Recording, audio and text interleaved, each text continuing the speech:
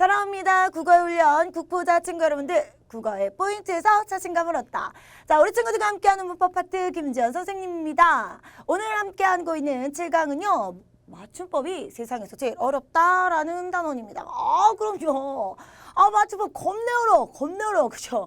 이건요. 사실 대한민국에서 순풍 태어나서요. 나고 자라고 그리고 이렇게 나이를 많이 먹은 여러분의 엄마나 아빠한테 물어봐도 가장 자신 없는 부분이 맞춤법일걸? 막 이러면서. 네.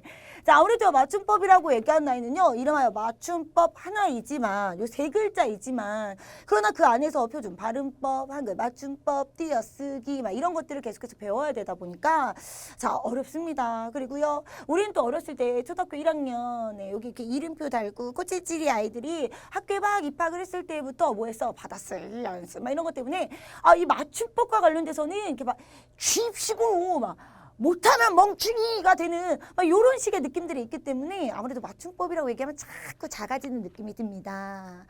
자, 게다가요, 수능 문제에서도요, 맞춤법은요, 실제로 맞춤법 하나만 나오는 것이 아니라 이 맞춤법 문제를 제대로 풀기 위해서는 뭐 의문이라든가 단어라든가 자, 이런 전반적인 아이들 다 알고 있어야 종합적인 지식을 물어보기 때문에 아무래도 더더욱이나 우리가 이렇게 수능을 앞에 두고서 자꾸 작아지는 이런 불길한 기분. 네. 자, 그러나 전세 오늘 우리 친구들과 함께요. 여러분들이 국어 시간에 쓰고 버린 레알 개념들, 국어의 쓰레기들은 우선 좀 적게 가르쳐 드리도록 할 거예요. 이 맞춤법은 정말 끝이 없잖아요. 표준 발음법만 해도 몇 줄 몇 탕. 내가 뭐 국어 연구원이 될 거야? 막 이러면서 한글 맞춤법이라는 아이들만 보더라도 또 몇 줄 몇 탕. 이러다 교수님 나겠어. 막 이러면서, 그죠? 자, 이렇게 많은 것들을 배워야 되기 때문에, 그걸 다 머릿속에 기억할 필요 없습니다. 게다가 또 이제 수능의 장점이잖아. 보기 안에 다 주어질 거고, 우리는 문제만 풀면 되기 때문에, 요런 아이들을 외워야 되는 건 아니에요. 아니, 외우지 않는 건 다 똑같은데, 왜 나만 못할까? 그건요, 바로, 알고 있어야 되는 기본 개념들을 잘 모르기 때문입니다. 자, 여러분들이 쓰고 버린 레알 개념. 쓰레기이기도 하고요. 그리고 또 하나 여러분들이 포인트를 잘 모르기 때문이기도 해요. 그래서 전쌤은요. 우리 친구들과 함께 가장 기본적인 1조 1항에 관련된 아이들부터 시작을 해서 자, 얘네들에서 우리 친구들이 꼭꼭 알고 계셔야 되는 포인트부터 좀 짚어드리도록 할 거예요. 쉽게 접근하자고. 어차피 남들도 다 어렵다고 생각하는 거 다 똑같다고 막 이러면서. 자, 그럼 우리 친구들과 함께요. 표준 발음법이라는 아이 함께 살펴봅니다. 표준이에요. 누구나 다 이렇게 써야 된다라는 아이고요. 발음입니다. 샬라샬라샬라. 말할 때 쓰는 발음이죠. 이 표준 발음법만 배우면 애들이 맨날 뭐라 그러냐면 선생님 제가 아나운서가 될 것도 아닌데 꼭 그래야 하나요? 라는 것과 선생님 전쌤 발음도 쩌는데 막 이러는 거야. 내 발음을 자꾸 태클 걸지 말라고. 우리는 문제 푸는데 익숙해진 대한민국 학생이기 때문에 문제도 겁내 잘 푸는데 발음은 잘 못해. 내가 발음까지 잘했으면 이 미모에 여기 있겠니? 방송에 나왔지 여기 있겠니? 막 이러면서 또 재수없어 막 이러는 거지. 아니야 이래.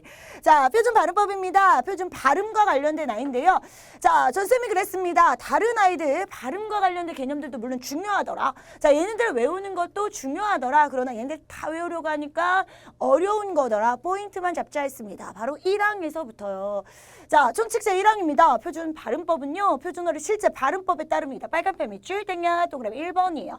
자, 여러분의 포인트는 바로 여기에 있습니다. 표준어는 실제 발음에 따릅니다. 왜냐면 이걸요 우리가 지금 말고 한글을 만든 사람 그때로 돌아가 봅니다. 1443년 세종대왕이 한글을 만드셨어요. 이런 거 우리가 열심히 달달달달 외웠어요. 역사 시간도 아닌데 그렇게 연도를 그냥 미친 듯이 외웠었다. 그렇죠? 3년간의 기간을 거쳐서 다시 1446년 반포하셨습니다. 막 이런 것들 외웠었잖아.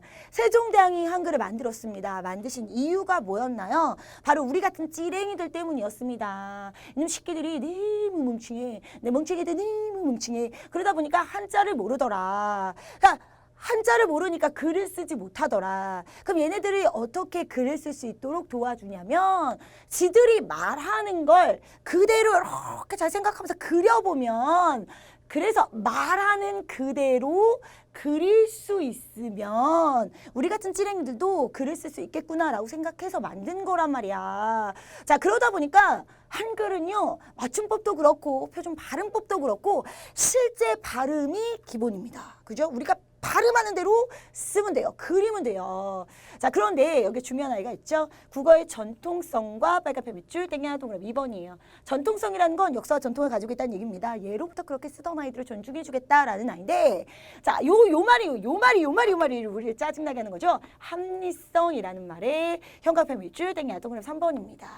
우리의 포인트 세 번째는 바로 이 합리성이란 단어예요. 합리적으로라는 아이야. 합리적으로 어떻게, 이게 그렇지 말은 계속해서 변하니까 예로부터 쓰긴 하지만 사람들이 그렇게 발음하지 않는 경우들도 있고 사람들의 발음이 바뀌는 경우들도 있어. 그래서 이 합리성이라는 말이 우리 친구들을 가장 시험에 들게 하는 겁니다. 뭐예요? 바로 예외를 인정해 주는 경우들이에요. 자, 그래서 국어에는 우리가 이 총칙 몇 조 몇 항을 미친 듯이 외워도 100점이 안 나오는 이유는 바로 이놈의 예외가 많기 때문이죠. 차라리 영어가 쉬웠어요 라고 얘기하는 건 바로 이 예외 때문인 거죠. 한국어에는 예외들 때문입니다. 그러면 당연히 느낌파 오지 않겠습니까? 표준 발음법이에요. 몇 문제 나오지도 않습니다. 그러면 여기서 우리가 시험 문제를 골라낸다면 당연히 어떤 것들 골라낼까요? 예로부터 똑같은 애들? 아니요. 실제 발음하고 똑같은 애들? 아니요. 대부분 다 예외와 관련된 아이들이겠죠. 그럼 잘 나오는 예외들만 머릿속에 좀 기억을 하시면 되는 거야. 자, 그래서 그 예문들만 함께 살펴봅니다. 두둔 표준 발음법이야. 저저처 그랬지? 네, 이런 거 그죠? 자, 저저처의 발음입니다. 그런데 요 앞에 단서가 있어요. 우리 친구들 이 발음에만 자꾸 우리가 표준 발음법, 한글 맞춤법이라는 아이들이 어렵다고 생각을 하니까 얘네들에만 이 개념들을 자꾸 달달달 외우려고 하는 거야. 근데 말했잖아. 네. 기본적인 개념은 어차피 보기 안에 주어질 거다. 그럼 뭘 봐? 그렇죠. 이 앞에 용언의 활용형이라는 말이 중요한 거죠. 용언이라는 말은 동사와 형용사를 뜻합니다. 동사와 형용사가 모양을 바뀔 때 저저처는 어떻게 발음되냐? 바로 에로 발음이 되는 것이었습니다. 에로 발음이 되면 안 되죠. 네. 저니까 어와 그다음에 어로 발음이 되는 거. 저저처죠. 여죠. 여여여. 왜 이래 오늘. 정신머리 나갔어. 여죠. 그래서 어로 발음이 되는 것이라는 아이였습니다. 자, 얘네들 그래서 발음을 함께 살펴보시면 가졌죠. 다쳐라는 아이. 다 용언의 활용인가요? 요 경우일 때 가져. 나 살이 자꾸 찌어. 너 그러다가 다 쳐. 자, 이렇게 발음이 된다더라라는 아이예요. 자, 실제 발음에 따라야 된단 말이야. 그래서 지어, 치어 이렇게 발음을 해야 되는데 가지어 아니고 가져. 그죠? 네, 살이 찌어 아니고 살이 쪄. 그다음에 너 다치어 아니고 다쳐. 자, 이렇게 예외적으로 자기 모양과 다르게 실제 발음과 다르게 발음되는 애들이 있더라라는 아이죠. 자, 그러면 이제 두 번째 함께 살펴봅니다. 예의 발음이에요. 예의 발음. 자, 예와 레에서는 그냥 원래대로 발음을 해요. 얘는 어려운 게 아니야. 그래서 예절이겠죠. 애절 아니잖아요. 실례겠죠. 실례 아니겠잖아요. 그렇죠? 자, 그런데 중요한 건 예와 레 이외입니다. 얘네들이 아닐 때는 어떻게 발음하냐? 자, 이걸 정의를 뭐라 그러냐면 에로 도 발음한다라는 말입니다. 요 말이 요 말도 안 되는 요 글자 로도라는 요 말이 자, 우리 친구들에게 굉장히 어렵게 다가오는 거예요. 자꾸 놓치고 가는 부분이 있습니다. 에로 토 발음한다라는 보조사 하나가 딱 붙음으로써 어떻게 되냐면 그죠? 얘가 원래대로인 얘도 되고 그리고 에도 된다가 되는 겁니다. 그죠? 자, 그래서 계시다는 계시다. 자, 그 다음에 지희 이렇게 발음하는 것도 정답이고요. 계시다 또는 지혜 자, 이렇게 발음하는 것도 정답입니다 라는 거죠.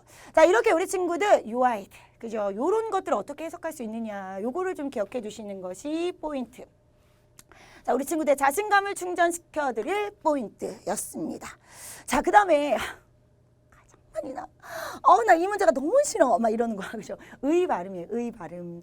자, 물론 이제 본문 안에 다들 또 보기 안에 주어질 거긴 해요. 그러나 함께 살펴봅니다. 의의 발음입니다. 당연히요.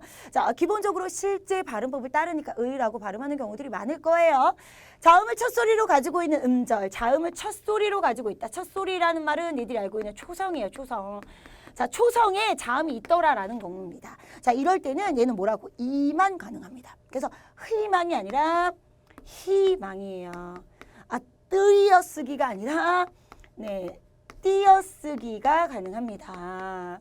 자, 그 다음에 단어의 첫 음절입니다. 음절이라는 거 글자 수죠, 글자 수. 그러니까 맨 앞에 나와 있는 거. 그러니까 의자를 이자라고 할 수 없으니까 이런 데 의자가 맞아. 그런데 자, 이렇게 첫 음절이 아닌 두 번째 이렇게 의가 나와 있는 경우는요. 자, 얘는 어떻게? 자, 이로도 허용한다 라고 얘기가 되어 있어요. 이 말이 또 이제 우리 친구들 기억해 두셔야 되는 부분이죠. 이로도 허용해, 허용. 아, 이놈의 허용은 또 왜 이렇게 많아? 이 허용이 많아짐으로써 우리 친구들이 짜증나는 예외들이 생겨나는 겁니다. 자, 이로도 허용한다 라고 했으니까요. 당연히 주의라고 본 발음대로 해요.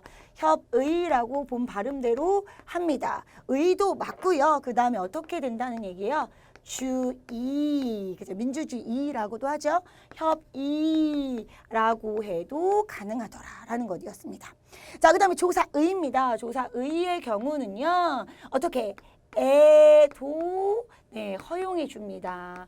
애로도 허용해 주더라 라고 얘기했으니까 그렇다는 얘기는 또 역시 마찬가지로 뭐예요?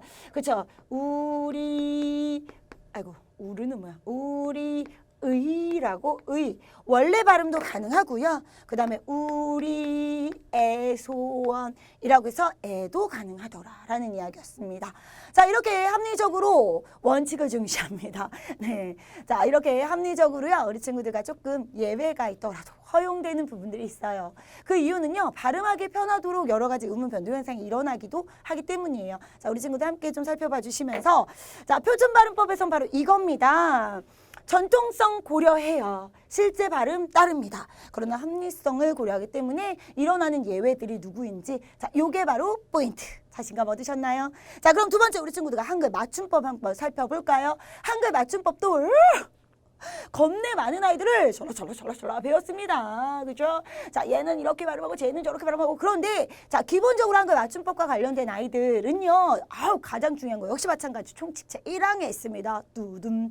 자, 얘를 잘 해석한다면 나머지 문제들은 껌이야, 껌. 근데 얘를 잘 해석하지 못하면 나머지 것들이 참 어려워져요. 봅시다. 한글 맞춤법. 총칙 제1항은요. 한글 맞춤법은 표준어를 소리대로 적대. 빨간펜 밑줄 땡이 동그라미 1번이에요. 자, 요게 첫 번째 포인트입니다. 나 진짜 자꾸 1943년으로 돌아간다. 네. 자, 누구로? 세종대왕 만나봅니다. 자, 세종대왕님이 뭘 했다고요? 한글을 만드셨지요. 왜 만들었다고요? 우리 같은 찌랭이를 위해서 외우겠어. 그치?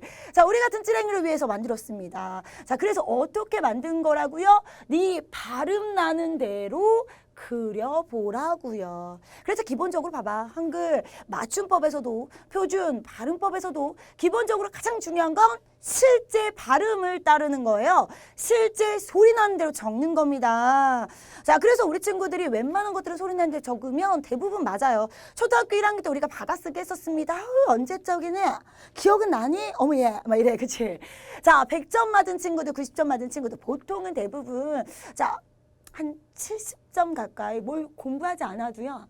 엄마가 뭘 알려주지 않아도요. 한 70점은 맞고 들어갑니다. 거기에 이제 엄마가 앉혀놓고 예, 엄마가 부르는 대로 저거, 그거 이렇게 얘기했을 때 자, 요거까지 이제 예습을 하고 가면 100점이 되는 거죠. 네, 그때 70점이 왜 가능했었냐면 바로 우리 같은 찌랭이들도 소리난으로 적으면 다 맞았기 때문이에요. 한글만 떼었다면 자, 그러면 소리대로 적어요. 두 번째가 뭐냐면 어법에 맞도록 한다라는 겁니다. 빨간펜 밑줄 땡겨 동그라미 2번입니다.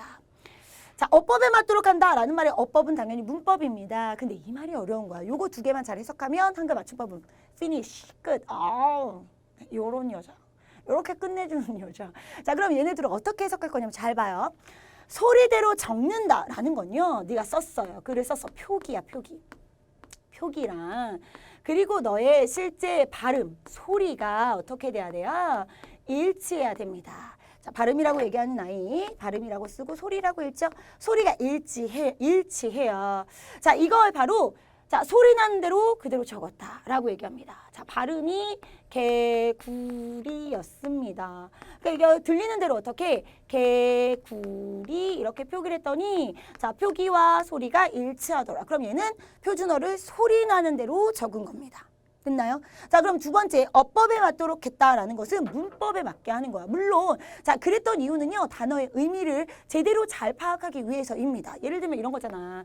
자, 반만이에요, 반만. 근데 이 아이는 우리가 은의 변동 현상에 의해서 발음해 보시면 어떻게 됩니까? 반만이라고 발음이 된단 말이에요. 그럼 내가 이거를 반만이라고 그대로 적었어. 자, 얘를 어법이 아니라 소리 많은 대로 나 반만 좋아해 라고 얘기하면 도대체 이 반만이란 아이가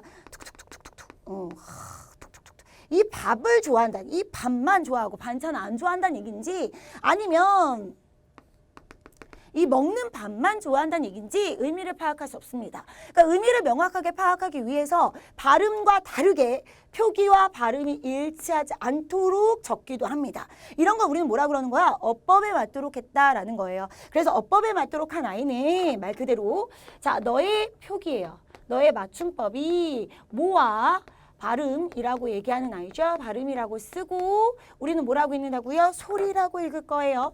자, 발음, 소리와 일치하지 않는 경우를 어법에 맞도록 한다라고 얘기를 한 겁니다. 그럼 둘 중에 하나인 거예요. 하나는 어법에 맞도록 썼거나 아니면 자, 소리 난 대로 썼거나. 그럼 얘네들을 구분하는 방법은 표기와 소리가 일치하느냐 일치하지 않느냐. 네가 그러니까 제대로 된 발음을 하면 되는 거야. 그래서 전쌤이 아까 뭐라 그랬냐면 야!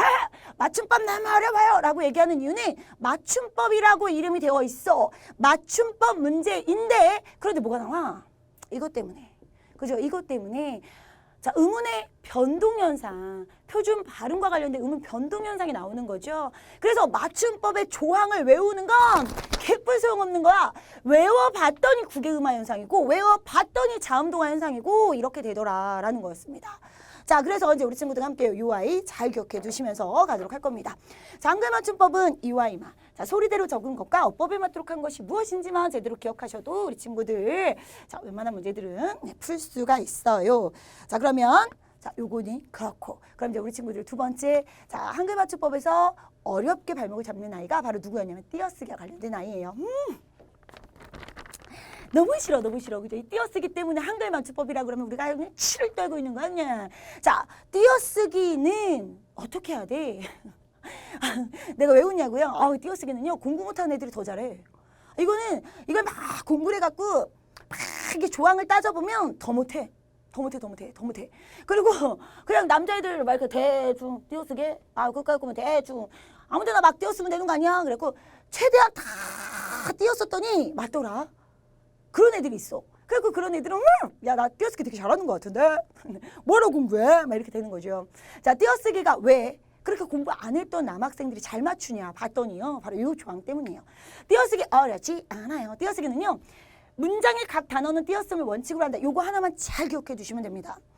문장의 각 단어라는 말에 동그라미 땡냐. 자, 전쌤이 우리 친구들과 함께요, 저 앞에서 4단어 배울 때 얘기했었습니다. 자, 뭐라고 얘기했었냐면 단어는 삐리리다.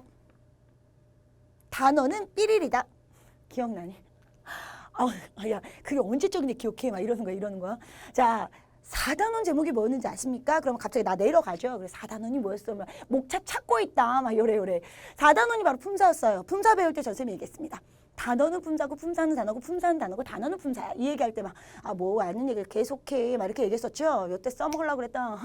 단어는 품사고 품사는 단어인 이유. 자, 결국 문장의 각 단어는 띄어쓴다라는 이야기는 다른 말로 바꾼다면 문장의 각 품사는 띄어쓰기를 원칙으로 합니다. 원칙으로 한다. 이놈의 원칙. 그죠? 원칙으로 한다는 얘기는 예외가 있다는 얘기예요. 모든 품사는 다 띄어쓰지만 예외적으로 누구는 조사는 앞말에 붙였습니다. 라는 거 알고 계시죠? 그 얘기입니다. 조사가 붙였쓰기 때문에 그래서 여기서 뭐라 그런 거야? 원칙으로 한다 라고 표현하고 있는 거예요. 자, 그렇기 때문에 공부 안 했던 친구들, 공부 안 했던 남학생들이 그까이 거 띄어쓰기 막 대충 띄면 맞는 거 아님? 이라고 얘기했던 이유가 바로 이것 때문입니다. 품사가 달라서 다 띄면 다 맞았기 때문이에요.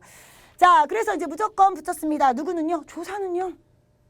꽃이 꽃밖에 꽃이다 이런 아이입니다. 자, 여기서 이제 밖에 같은 아이들 이제 구분해 주셔야죠. 왜냐면 얘가 조사냐 아니면 애가 outside를 뜻하는 말이냐라고 하면 얘가 이제 outside를 뜻할 때 그죠? 창문 밖에 눈이 와요 라고 얘기할 때 애는 조사가 되고 밖은 명사가 됩니다만 그 문맥상으로 구분해 주는 거니까 그렇다 치고 자 그 다음에 무조건 띄어쓰는 애들이 있습니다. 의존명사 띄어쓰고 단위명사 띄어써요. 그래서 이게 조항에 있는 거 의존명사는 띄어쓰는 것을 원칙으로 한다.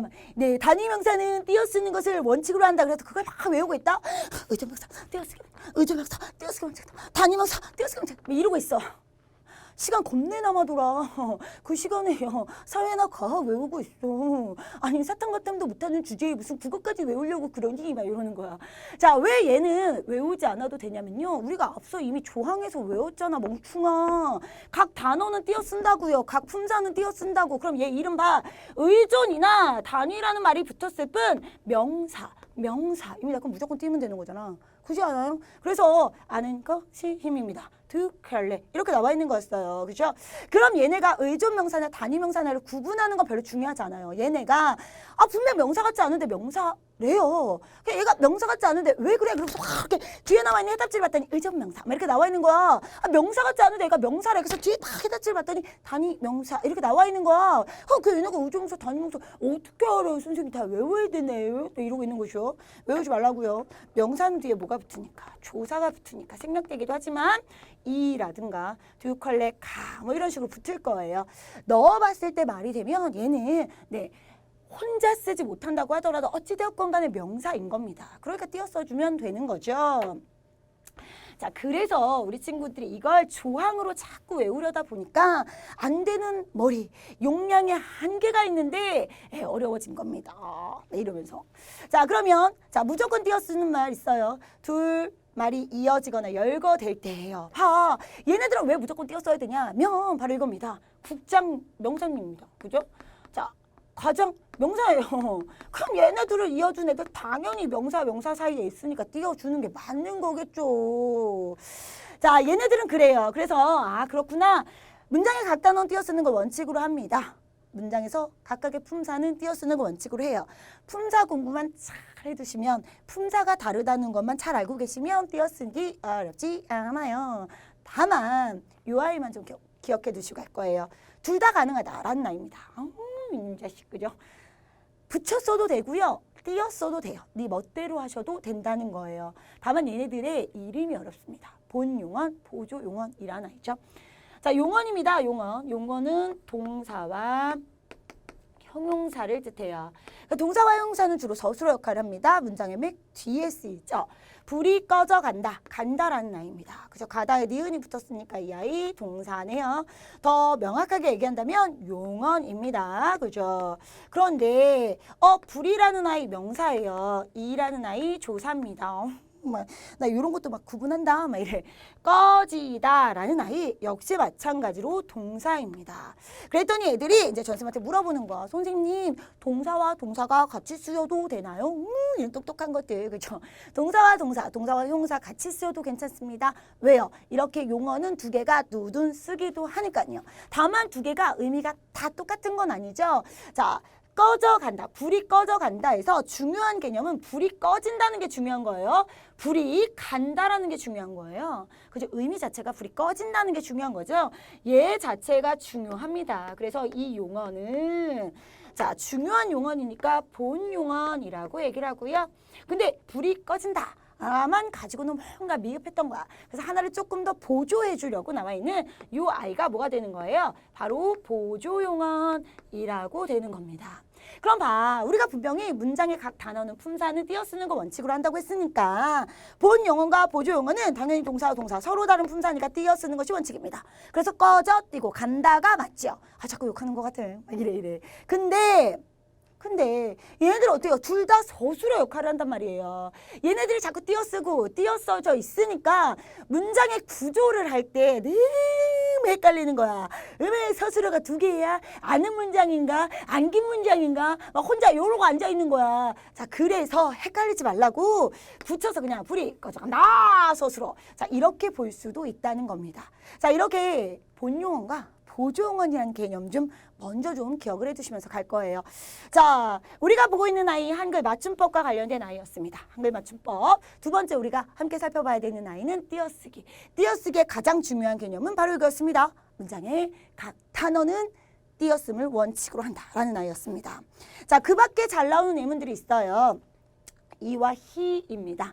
뭐 이로만 나는 것 이로 적어요. 깨끗이 찝찝이 일일이. 히로 나는 것 히로 적고요. 또는 이나 히로 나는 것 히로 적어요. 극히 좋기 특히 솔직히 꼼꼼히 뭐 이런 아이들이 있습니다. 대체적으로 히가 좀 더 많아요. 그죠? 이로 나는 아이들 이렇게 네, 자 어근과 어근이 만나서 자 만들어지는 단어들 합성어일 때 뒤에 파생어로 붙는 이인 경우는 자 이가 붙는 경우고요. 그다음에 시옷으로 끝나는 용언이 활용되어서 부사를 만들어줄 때 이럴 때는 이가 들어갑니다. 이런 아이들만 함께 좀 기억을 해주시면서 갈 거예요. 자, 그럼 넘어갑니다. 어미와 관련된 아이예요. 어미였습니다. 이놈의 어미 자꾸 나오죠? 자, 먹고, 먹어서, 먹다 했을 때 여기 단어에 꼬리, 미자를 써서 꼬리에 붙는 아이가 어미라고 했습니다. 대부분 다 예사소리로 적습니다. 그런데 예사소리, 개, 그죠? 수로. 지라도 이렇게 자 예사소리 바다사자가로 적는데요. 자 된소리로 적는 경우 파다사자가로 적는 경우들이 있어요. 자 얘네들은 바로 어떤 경우냐면 의문을 나타내는 경우에만 적습니다. 밥 먹을게? 밥 먹을라고? 네. 밥 먹습니까? 네, 처럼요. 자, 이렇게 의문을 나타낼 때는 된소리로 적고 그 외에는 모두 다 예사소리로 적는 것이 표준 맞춤법, 한글 맞춤법입니다. 잊지 말아주세요. 자, 그러면 또 그 밖에 예문 세 번째 넘어갑니다. 자, 우리 친구들 많이 어려워하는 아이죠. 덜아와 던, 든지와 관련된 아이예요. 덜아나 던은 지나간 일, 과거와 관련된 아이였습니다. 그죠? 자, 과거를 나타낼 때였고요. 든지는 바로 뭐였나요? 요거 아니면 요거. 자, 그래서 내용을 가리키지는 않는다는 뜻을 나타내는 조사나 어미의 결합을 나타낼 때 가든지 오든지 자, 이럴 때 우리가 든지라는 아이를 사용해요. 자, 그런데 왜 전쌤 이렇게 가볍게 넘어가냐고요? 우리가 분명히 어렵다고 얘기하는 건데요. 네. 던이냐 든지냐 던진지 든진지 이거 맨날 헷갈렸어요. 근데 아니 이거 헷갈리는 건 어디에서만 그리고 내신에서만 내신은 어떤 거니까 개념을 머릿속에 기억하시고 문제를 풀어주셔야 되는 부분이기 때문에 당연히 역시 마찬가지로요. 내신 위주로 전쌤을 지금 살펴보고 계신 친구들은 외워주세요. 네, 그리고서 외우고 나서요. 시험 끝나고 나면 잊어버려. 아 이게 그렇잖아. 아니 이거 올해 시험에 들어가면 외웠다가 또 잊어버렸다가 내년 시험에 들어가면 다시 또 외웠다가 잊어버렸다가 내후년 시험에 들어가면 또 외웠다가 잊어버렸다가 그리고 나서 한 20살이 되었는데 또 던진지 든진지 또 헷갈리고 있어. 또 외웠다가 잊어버렸다가 엄마한테 물어봐봐. 엄마 그 나이 먹었어. 나이 40살이 넘었어. 고등학교 대학교까지 나왔다는데 엄마 던지가 맞아요. 든지가 맞아요. 그럼 엄마가 던지든가 든지든가 막 이러고 계시는 거야. 그치? 네. 왜냐면 이제 우리 내신은 빨리 맞아 외우고 맞아 문제를 푸는데 해결이 됐기 때문이에요. 수능에서는 역시 마찬가지로 던지와 든지의 개념은 보기 안에 누둔 나와 있을 거기 때문에 우리가 어떤 것들을 많이 헷갈려 했대더라. 자, 이런 것들이 수능에서 나왔었는데 어려워 했대더라 라는 거 정도만 기억을 해주시면 아무래도 우리가요 개념과 관련된 아이들을 읽어보실 때 아, 요거 하나 더 봐야 되겠구나. 아, 요거 하나 좀 기억하고 있어야겠구나 라는 느낌을 받으시라고 알려드리는 부분입니다. 한글 맞춤법 어렵지요? 네, 그럼요. 표준 발음법 어렵지요. 자, 그러나 선생님 뭐라 그랬습니까? 총칙 1항을 제대로만 해석하신다면 그 총칙에서 모든 말이 다 나오는 겁니다. 그 총칙만 깨부수면 된다는 것. 자, 어때요 우리 친구들? 아무래도 그 많은 항목들에서 머리가 지근지근 아팠고 그 항목들 때문에 그까짓 거 맞춤법 한 문제 나오는데 포기하지 라고 생각했었던 여러분들이라면 이제 또 자신감이 충전되셨나요? 그냥 갈 수 없지 그럼. 충전됐는지 확인해봐야지. 그지? 그래 봐야지. 자, 그럼 전생과 함께요. 자신감 충전 문제 1번으로 들어갑니다. 자, 2016년 수능에서 나왔어. 수능이란 글자 보면 이렇게 떨린다 막 이러면서 한글 맞춤법 제1항이 파생어와 합성어를 적용한 예였습니다. 자, 어려운 말 나왔죠? 파생어예요. 접사 플러스 어근 또는 어근 플러스 접사입니다. 그죠?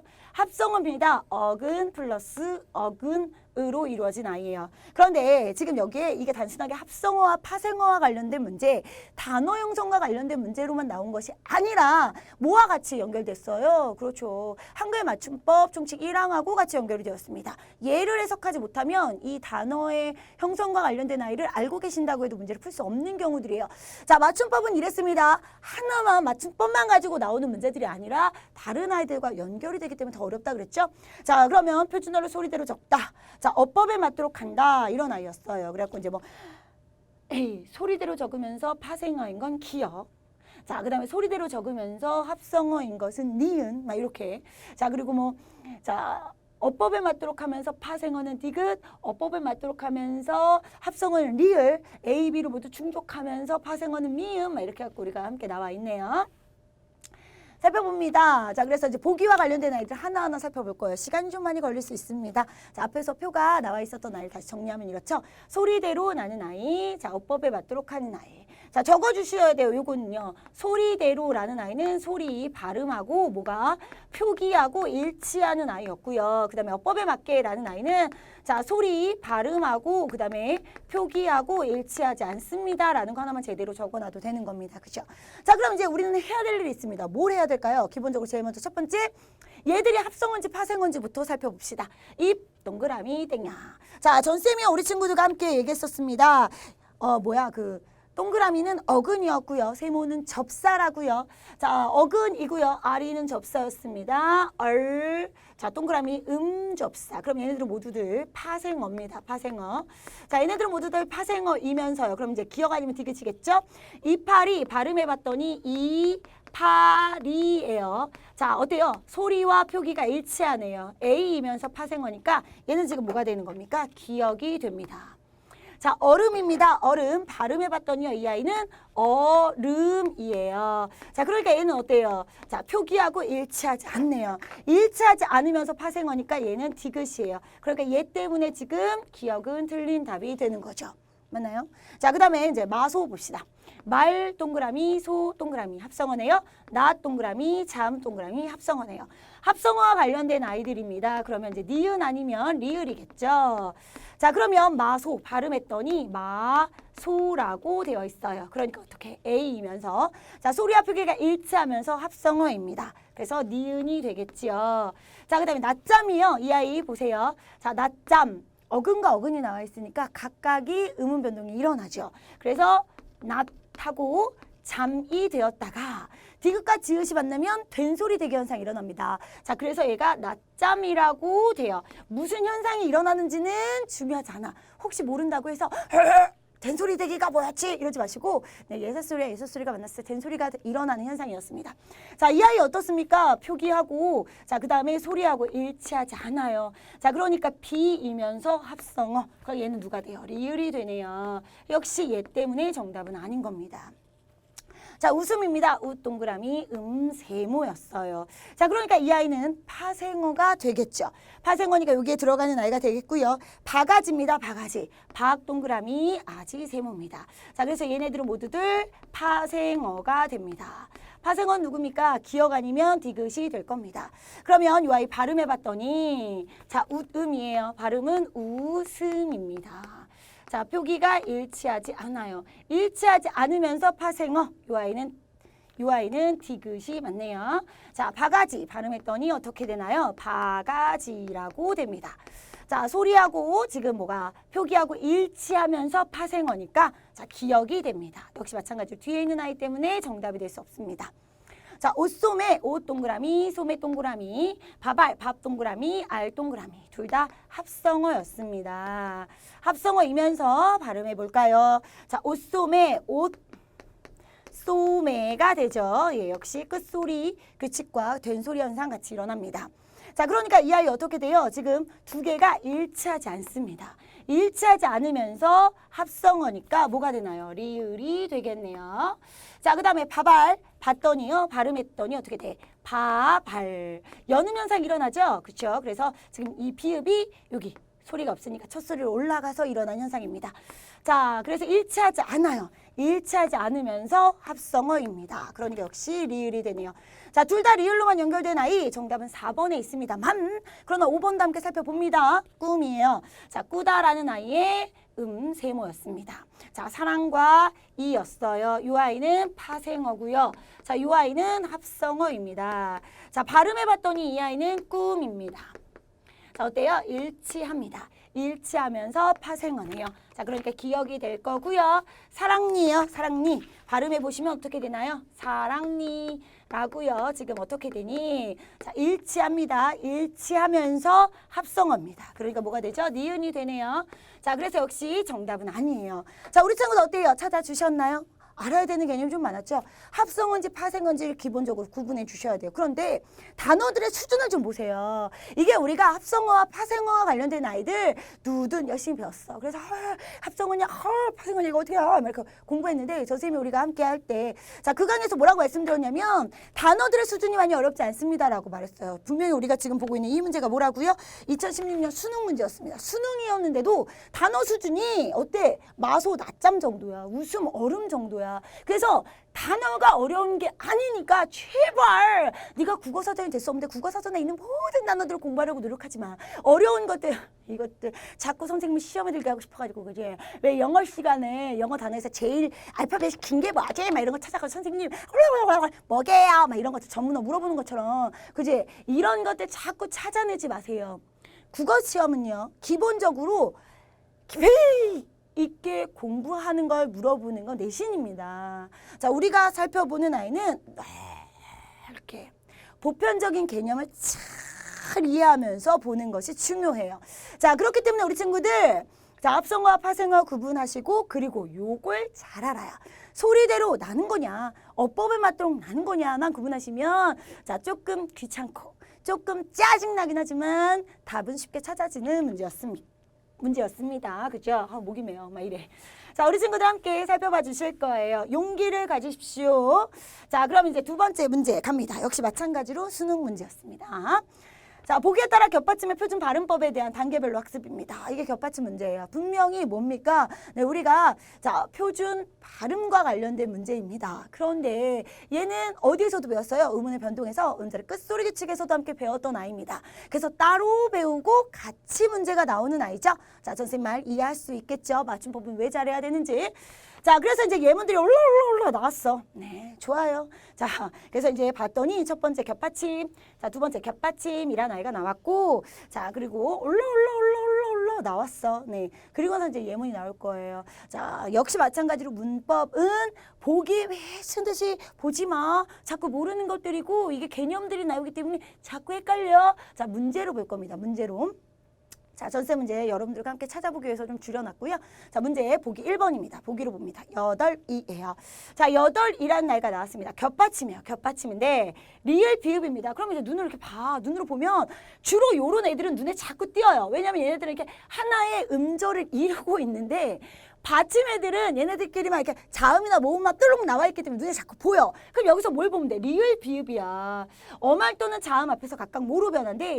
기역, 리을, 비읍으로 변한대. 그죠? 자, 그런데 얘는 어떻게 돼? 뒤에가 모음으로 시작이 되었단 말이야. 그럼 얘는 어말 또는 자음 앞이 아니라 모음으로 시작된 아이겠죠? 그래서 여기에 있을 때는 자, 뒤에 것만을 음절의 첫 소리로 옮겨서 발음을 합니다. 그러면 어떻게 돼야 돼요? 덜에다가 뒤에 있는 아이가 음절의 첫 소리로 이렇게 올라가서 미로 발음이 됩니다. 틀렸네요. A는 맞았는데 발음이 틀렸습니다. 그죠? 자, 그래요. 이렇게 함께 살펴봤고요. 자, 그러면 B 2번 갑니다. 목소리예요. 역시 마찬가지로 모음으로 시작이 되었느냐 받침이 있느냐 요 차이가 있겠네요. 자, 역시 마찬가지로 얘는 뒤에 모음으로 모음으로 시작이 되었습니다. 그럼 어떻게 해야 돼요? 그렇죠. 음절의 첫 소리. 자, 뒤에 것을 음절의 첫 소리로 옮겨서 발음을 하는데 자, 그럼 어떻게 됩니까? 목이고요. 자, 뒤에 있는 시옷이 뒤로 넘어갑니다. 그래서 슬로 발음이 되죠. 그런데 뒤에 뭐가 달려있어? 시옷은 쌍시옷으로 발음합니다. 그래서 얘가 어떻게 돼야 돼요? 목슬이라고 발음이 되어죠. A는 맞는데 발음이 역시 틀렸습니다. 자, 우리 친구들 찾아내셨나요? 자, 그러면 3번 가볼까요? 3번입니다. 흑마 아닙니다. 그럼 얘는 볼게요. 뭐가 아니에요? 모음으로 시작되진 않습니다. 그럼 얘네들이겠네요. 리을, 기역과 관련된 아이가 눈에 보입니다. 어말 또는 자음 앞에서, 자음, 미음 앞에서 있을 때, 자, 기역으로 발음이 돼야 되겠죠. 그래서 얘는 어떻게, 자, 비에 의해서 흑이라고 발음할 거예요. 그리고 많이 이렇게 합쳐질 겁니다. 자, 그래서 맞네요. 그런데, 자, 여기에 또 뒤에 다음과 같이 발음한다가 있는 거야. 왜냐면, 음운의 변동에서 우리가, 그죠, 비음화와 관련된 애가 여기도 있는 거죠. 기역은요. 자, 기역은요. 이렇게 있어. 자, 니은, 미음 앞이냐, 아니면 뒤에 연결되는 얘네냐, 아니면 히읗이냐. 봤더니 얘는 뒤에 미음이에요. 그럼 얘겠네. 누구예요? C에 의해서. 자, 니은, 미음 앞에서 이응으로 발음이 된답니다. 그래서 어떻게 발음해야 돼? 흥만이에요. 자, 비음화와 관련된 아이가 이렇게 일어납니다. 발음 역시 틀렸죠. 그러나 BC가 적용된다는 것은 맞았습니다. 두 가지 조건 다 맞아야 되는 거니까 확인 한번 하셔야 돼요. 자, 그리고 넘어갑니다. 4번이에요. 값까지 있습니다. 역시 마찬가지예요. 자, 겹받침입니다. 모음으로 시작된 애가 아니라 자, 어디에 있어요? 어말이나 자음 앞에서였으니까 이 아이 같은 경우에 값 그리고 까지 이렇게 돼야 되겠죠. 그럼 얘는 어디예요? 지금 B네요. B. 그죠? B에 의해서 값까지가 되었어요. 근데 뒤에 니은 미음인가요? 아니면 요거 뒤에 연결되는 GDBCG가 있나요? 그것도 아니죠. 히읗이 있나요? 그것도 아니죠. 그럼 얘는 뭐야? 나머지가 일어날 수 없습니다. 발음은 맞았는데 자, 지금 뭐가 틀렸어요? 적용 내용이 틀렸습니다. 그죠? 자, 그러면 다시 5번으로 가봅니다. 닭하고 있어요. 자, 리을 기역이에요. 자, 뒤에 모음이 아니죠. 그러니까 얘가. 그죠? 그래서 자음 앞에서는 기역으로. 그래서 닭, 하고라고 자, 어디에서? B에서 이렇게 적용이 되었습니다. 그리고 나서 봤더니요. 자, 기역 뒤에 뭐가 있나요? 히읗이 있네요. 그러니까 얘에 따라서 다시 말해 이에 따라서 자, 기역과 히읗이 만나면 축약 현상이 일어나죠. 닭하고가 되는 거죠. 자, 그래서 어떻게 돼요? B와 E 맞았고요. 닭하고도 맞았습니다. 그럼 정답은 어떻게 돼? 5번이 정답이네요. 자, 어때요? 우리 친구들 잘 찾아주셨나요? 이게요. 조건을 하나하나 챙겨주셔야 되는 거기 때문에 좀 어렵습니다. 그러나 외우는 것보다 낫지 않습니까? 막 요래. 자, 문법은 그렇죠. 자, 까다롭게는 합니다. 시간 겁나 많이 들어. 전쌤이 분명히 우리 친구들에게요. 자, 45문항을 우리가 80분 안에 풀어야 됩니다. 그러면 한 문항에 주어져 있는 시간들이 보통 한 2분이 채 안 되죠. 근데 알다시피 뒤에 나오는 비문학 읽고 또 읽고 문제가 3개 걸렸는데 3번을 읽고 아우 근데 진짜 그러다 보니까 뒤에 시간이 없어서 못 풀었다요 막 이런 애들이 생기는 거야. 그래서 막 이거 어떻게 하면 돼 그랬더니 막 선생님들이 그럼 뒤에서부터 풀어 막 뒤에가 고득점이 많으니까 그래서 또 막 뒤에서부터 열심히 풀었단 말이야. 그러다 보니까 앞에 있는 문법은 대충 찍어야지 막 이렇게 해서 넘어가는 경우도 생기는 거야. 자, 문법이요 시간을 벌어줘야 되는 건 확실히 맞습니다. 아무래도요 문제를 많이 풀고 그다음에 전쌤이 자 음운의 변동과 관련된 아이들 좀 기억을 해라 라고 얘기하면 음의 변동과 관련된 아이들이 눈에 딱딱 보입니다. 이게 비음하구나. 이게 된소리 현상이구나. 음의 축약이구나. 눈에 보이기 때문에 자 우리가 그냥 바로 발음해서 음의 축약이 나오면 이구나.